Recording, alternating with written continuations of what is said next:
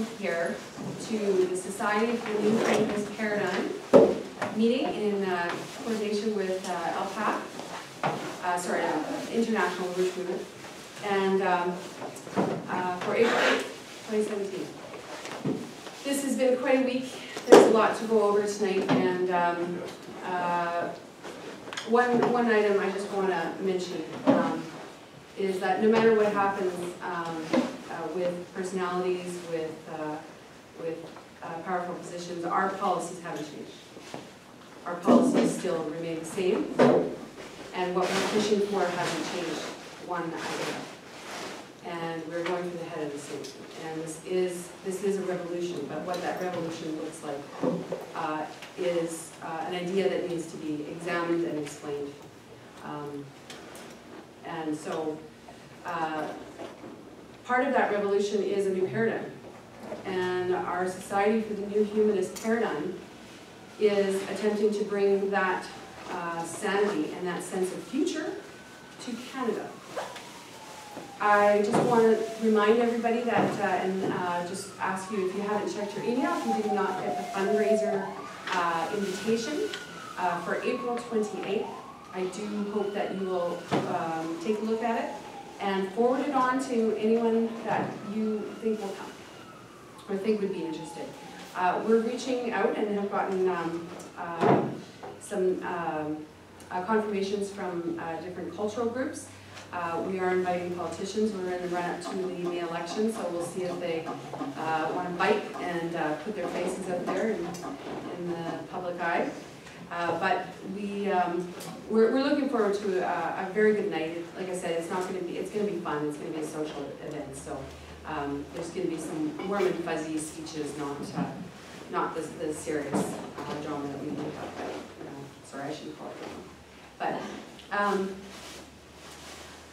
tonight, Paul's going to be giving a presentation, an analysis of the events, but also going through what this new paradigm, hopefully to give you a sense of what the new paradigm looks like. And also, Phil is going to be giving us a briefer on NAFTA. So despite the events around the personality that is President Trump, there are some other developments that get overlooked in situations like this.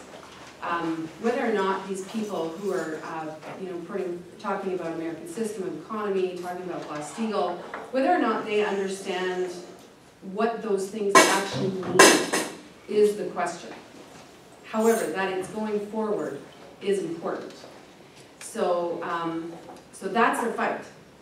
And that's why Phil's going to be going through what is it if Trump is serious, but also, I mean, if other layers are serious about ending these free trade agreements, what would that look like? What would Canada look like if we didn't have NAFTA? And what would a post-NAFTA situation look like for Canada as well? So I will leave it there, and I'll introduce Paul up here, and then afterwards we'll have Q&A, and then Phil's going to do his presentation. Okay, so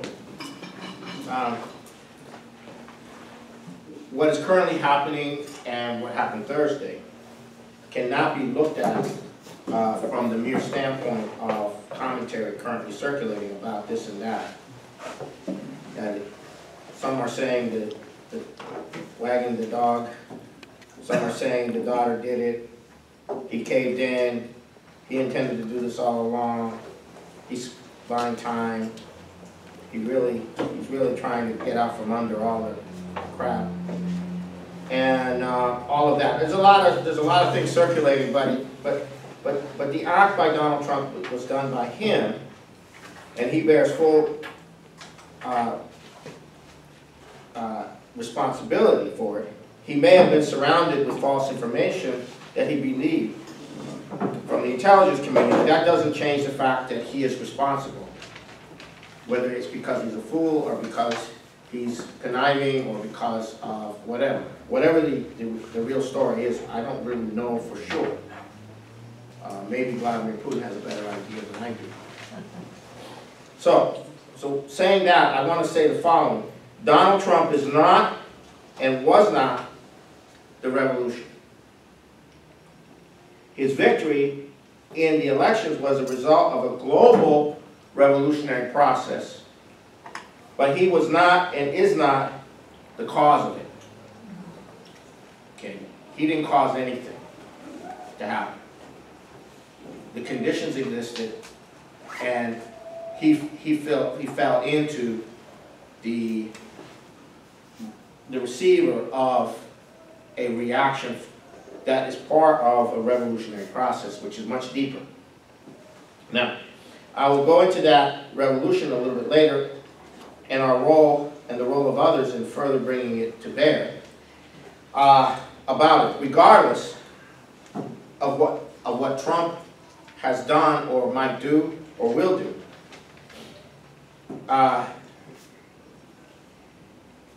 First, what at the time? Okay, now I have to backtrack a little bit.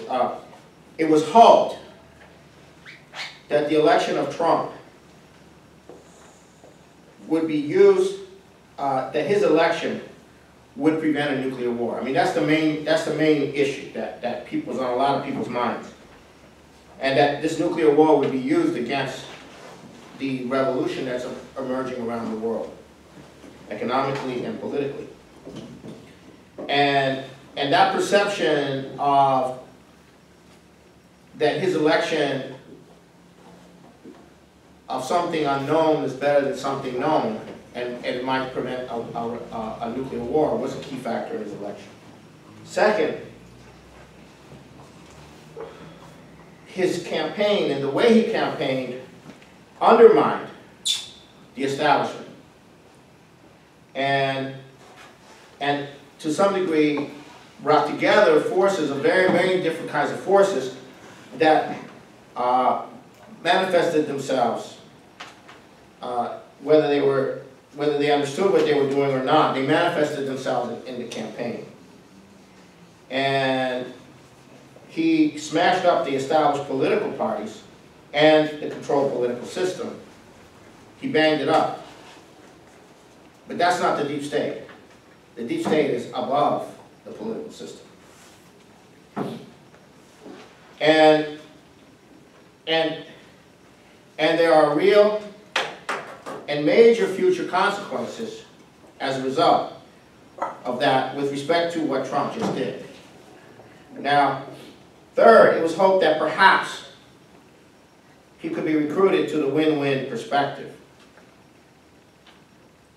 or the American system, or whatever he was saying, which might be coherent with the perspective that's coming out of the two major leaders, Vladimir Putin and Xi Jinping. Vladimir Putin is respect for the sovereignty of nations, respect for international law, multipolar world, and then Xi Jinping is the economic aspect of that. It's the economic aspect of that. So, yeah, my hearing is stopped. Okay. So what do we mean by global revolution in the most basic sense? And I'm saying in the most basic sense. And our role in it, but our role is not the only role. There's a history in this, and it's continuous, and we're playing our part in that history. And from there, I will look at the consequences of what Trump has done, and some of the avenues of action that might reverse this, followed by what can be expected in a non-reversal of what has been done. Now, this global revolution we are witnessing is an outgrowth of the global revolution that was launched by Abraham Lincoln. Okay? Now, don't beat me up for saying that, but his concept, which was the key concept in the Civil War, was government of the people, by the people, for the people. And the idea of defeating the breakup of the United States and establishing that principle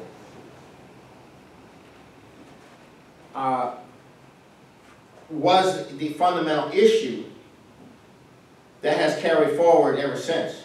And prior to that, humans were cattle. They were peasants, they were slaves, they were serfs. They had all had people over them. They were not themselves. They did not have the kind of freedom that they're not talking about. And the industrial transformation made possible by what emerged from the Lincoln administration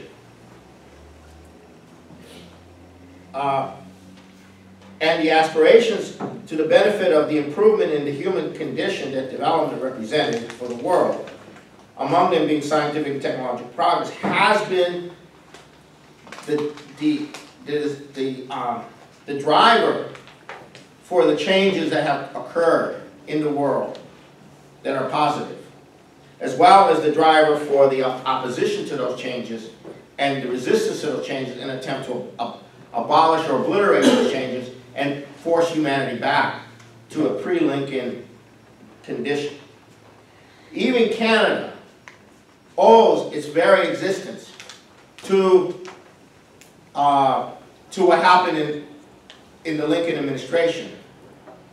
The Confederation, established by the British North America Act of 1867, was a response to the aspirations that began to emerge in Canada, to watching the development of the United States and realizing that that should be theirs as well, and that perhaps they should annex themselves to the United States. That was the driver for the creation of Canada. Canada's creation is part of that process in a kind of way.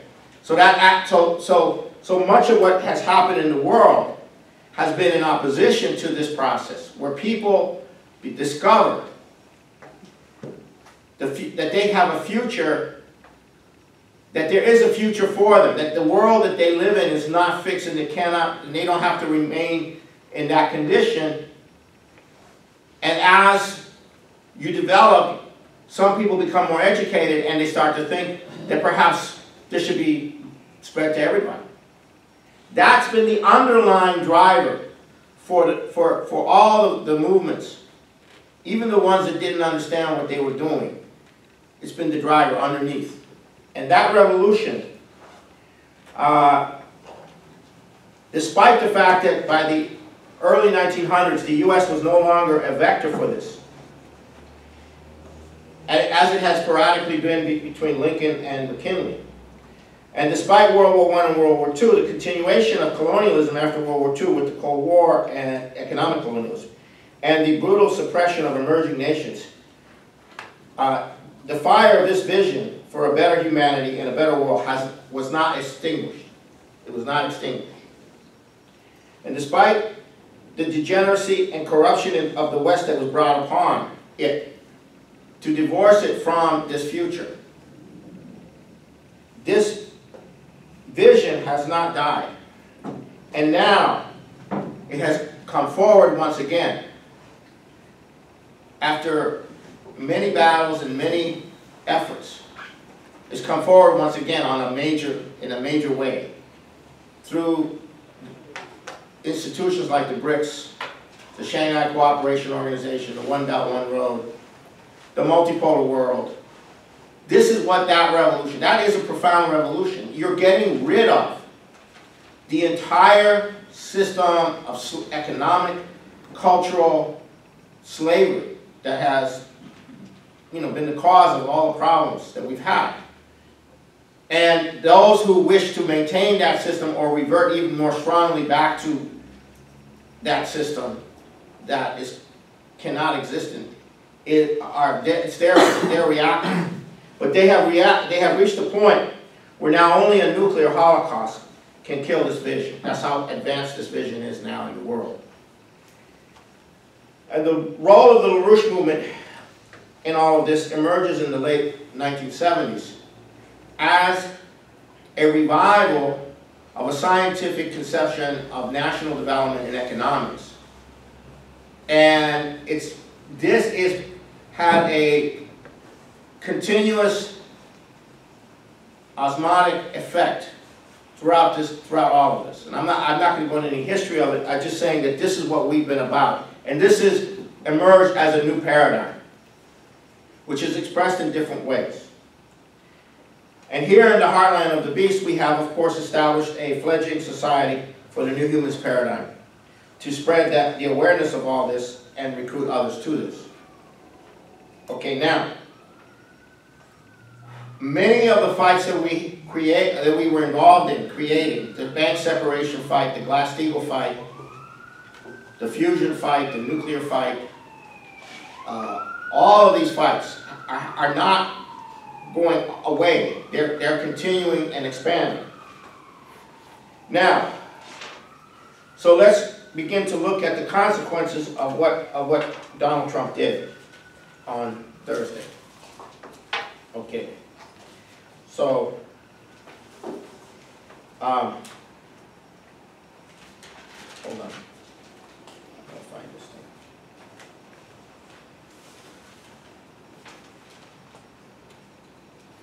Shoot. Okay. I had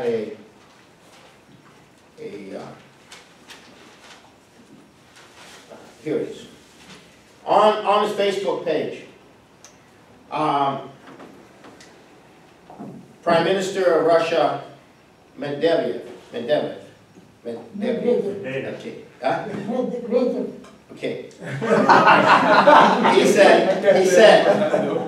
said, this military action is a clear indication of the U.S. President's extreme dependency on the views of the Washington establishment, the one that the new president strongly criticized in his inaugural speech.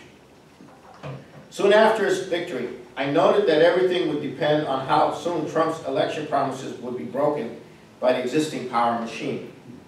It took only 2.5 months. Instead of an overworked statement about a joint fight against the biggest enemy, ISIS, the Trump administration proved that it will fiercely fight the legitimate Syrian government. So that was from Medvedev. Okay. And now that's a strong statement, but it underscores the fact that the Russians weren't buying into the Trump thing until it actually until it showed itself to be for real. They weren't buying in. They were hedging their bets. They weren't expecting Trump to they weren't having great expectations, which means that they're being very careful and very cautious. They need to be. As usual. So now, in Perry's article, Perry's the guy who was the first to expose the Iran-Contras. He quotes from Philip Geraldi, a former CIA, who's very respected. Geraldi said, people in the agency, CIA, and in the military who are aware of the intelligence are freaking out about this, because essentially Trump completely misrepresented what he should have already known, but maybe he didn't. And then Pat Langs, who is another one of these people with deep connections in the intelligence community and the military, he has a writer by the name of Publius Tacitus, who is his alter ego, who happened to be a Roman senator back in the days. So he made 5 points. He said, Russia briefed the U.S. on the proposed target 2 months ago. The U.S. was fully briefed on what the Syrians were doing in coming to bomb that area. Secondary, the U.S. was told, and it was understood that that this was a weapons depot, and a secondary explosion did not happen. Instead, chemical smoke, he said, of organic phosphates and chlorine and wind. He did not think it was sarin because the first responders did not wear gloves. And last,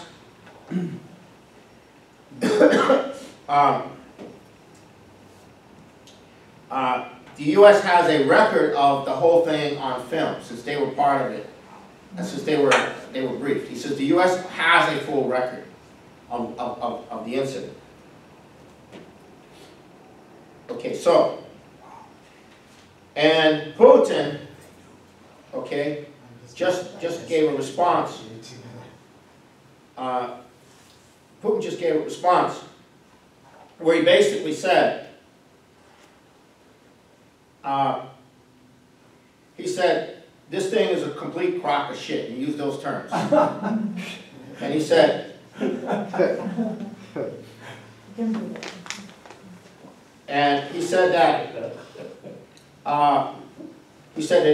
they have any evidence, I won't read the whole thing. If they have any evidence, they better show it. And if they don't show it, it doesn't exist. And alluding to some intercepted conversations which prove absolutely nothing at all, cannot serve as a justification for an attack on a sovereign country. So now the Russians are going up front with, show me, baby. If you can't show me, then this was a fraud. The whole thing was a fraud. So now,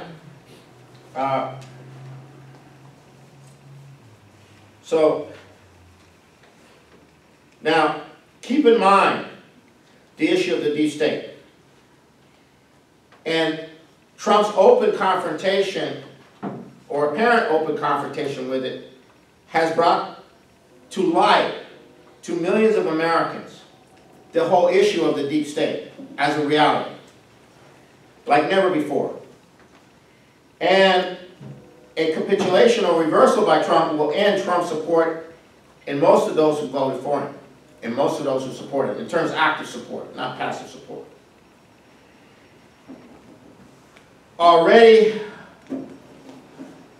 the Alex Jones people, the Ron Paul people, the Rush Limbaughs of the world, Ann Coulter, who's a crazy nutcase, Savage Nations, all these people that have millions of listeners are going absolutely against Trump right now. These were the main people every day going, Trump's going to be killed. Trump's this, Trump's that. They're going against Trump overnight. This whole thing is shifted internally. Now,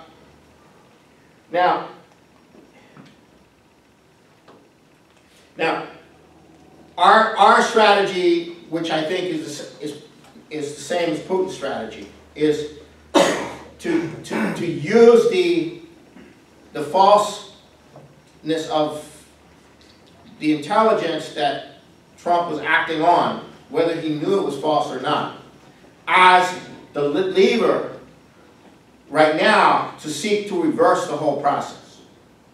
Okay, so I think that's what Putin's going for. That's what we're going to try to do, is to force Trump to quietly remove the people who gave him this and shift, whether it's made public or not. Now, whether that happens or not, it's not clear. But if it doesn't happen, if there's not a shift, okay, then certain things are going to start to happen.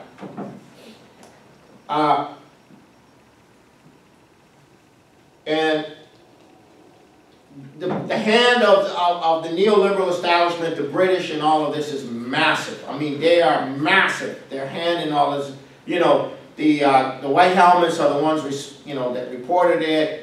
You know, all this stuff. It's the same crowd. It's this media thing. It's this neoliberal thing.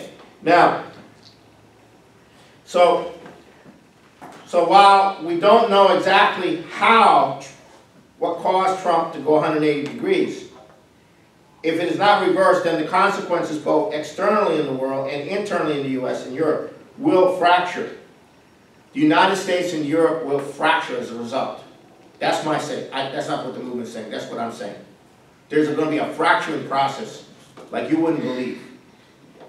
Okay? And if the United States tries to do this again, and the Russians decide to retaliate defensively against the attack on Syria, and there are U.S. casualties, the fracturing will rapidly accelerate even more so. And the Russians are making that clear by ending the deconfliction arrangement, so that if the U.S. tries to pull something like this again, there will be a consequence, because the population is not on the side of this.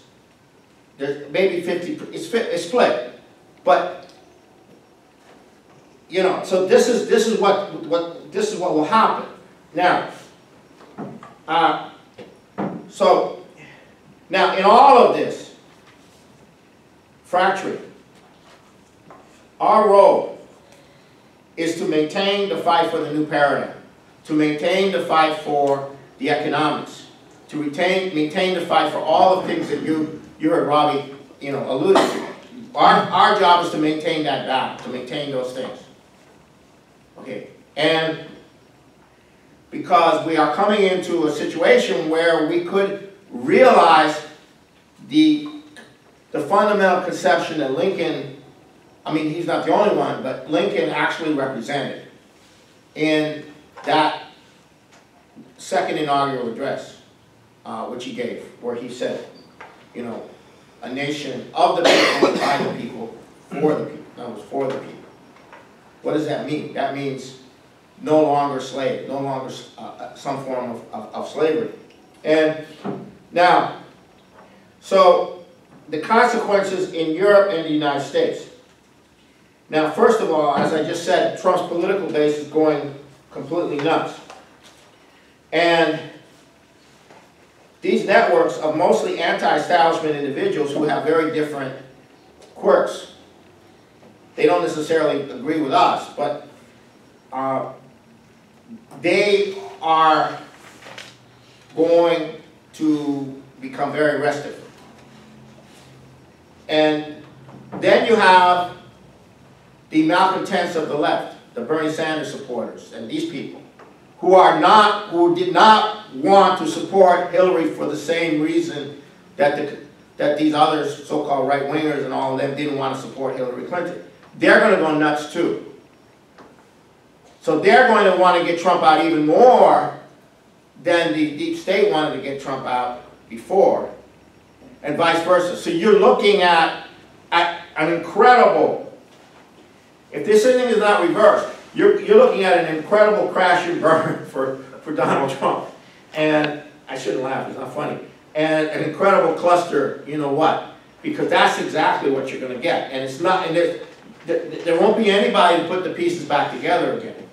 Except the only thing that can put the pieces back together again are the policies, are continuing with the policies.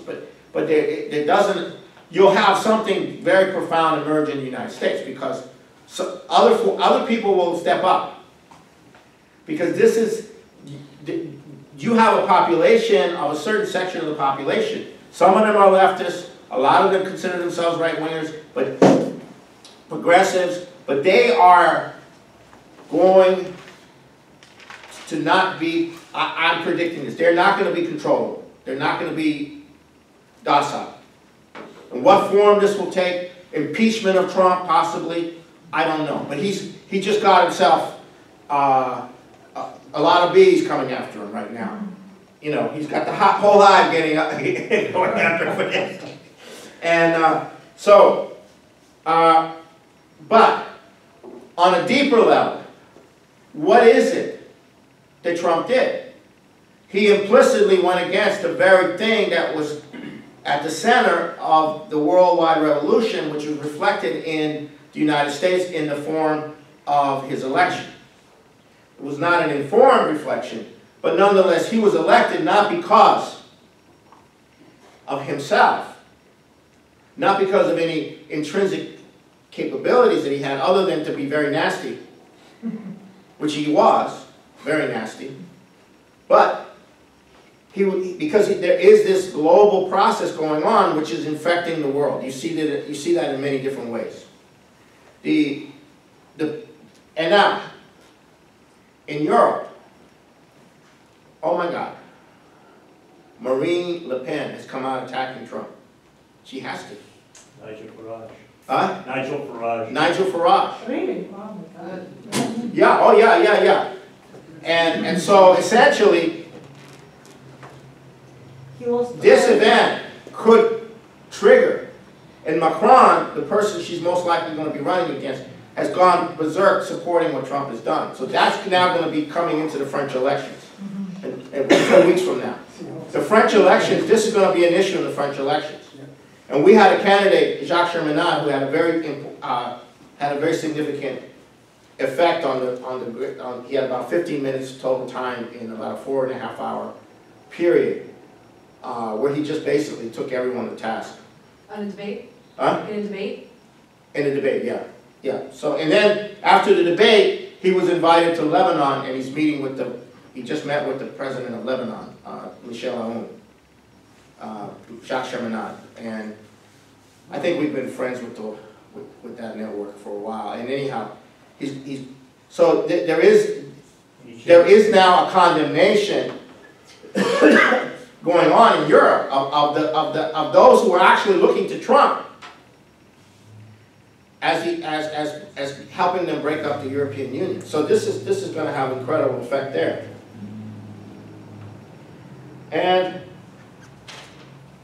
But the key role in all of this will be, in my view, the key role will be public role will be that of Vladimir Putin.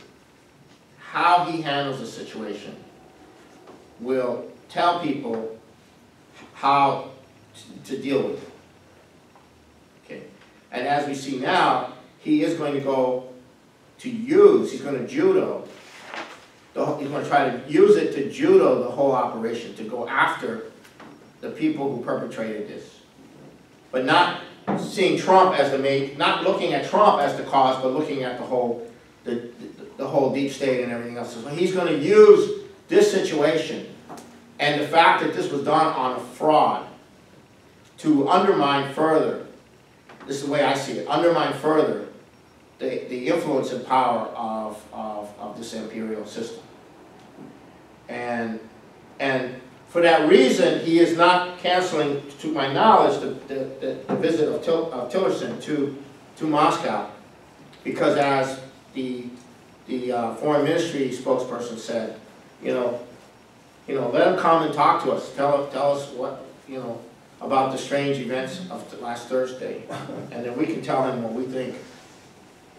And now, Boris Johnson is going to. Huh? Boris Johnson is going to Russia. No, he's cancelled that. He cancelled. yeah, he canceled it. He knows better. It's good. But they're all going to show up in Italy at the Group of Seven meeting, and they're going to have some kind. The British are going to try to cheerlead some kind of joint action against Syria and Russia. So that's what the British are going to be doing. And however, science and technology does not stand still, and the U.S. has by far the largest military and largest arsenal the world has ever seen. But the Russians have, to some degree, from best as I can tell, have leapfrogged scientifically and technologically in certain key areas, mainly air defense systems. And so this is a factor in the whole situation. And also, the Russians are saying that a preemptive nuclear strike against Russia, including using whatever they've got set up in Europe, will not work. And they're making that very clear. So if you think that's going to solve your problem, a preemptive nuclear is going to solve the oligarchy's problem, that's not going to work either. So militarily, is the United States and the NATO allies willing to suffer the consequences of another attack on Syria? And that's where it's at now. That's what I think. That's where I think it's at now. And so that's been set up. That's been set up to go. So I recommend, even though events have changed the beginning of this, that if anyone can, I sent this to you in an email. The this is the story of the takeover of the United States from the early 1900s to the current, it's the insurrection against the president. This was written by Barbara Boyd. We should no longer call it that, we should call it the insurrection against the presidency. But nonetheless, this article is a very good explanation for the whole thing. It's in one place, to give you a full sense of what actually happened. And this is what we're going to crush. This is what we're going to defeat. But it's not just about America. It's a global disease called neoliberalism. It's a global disease. It's evil, and it's designed to reduce human beings to conditions of servitude, mental, psychological, spiritual, in every which way. So I want to stop there. I didn't want to take a long time. I want to open it up for anybody.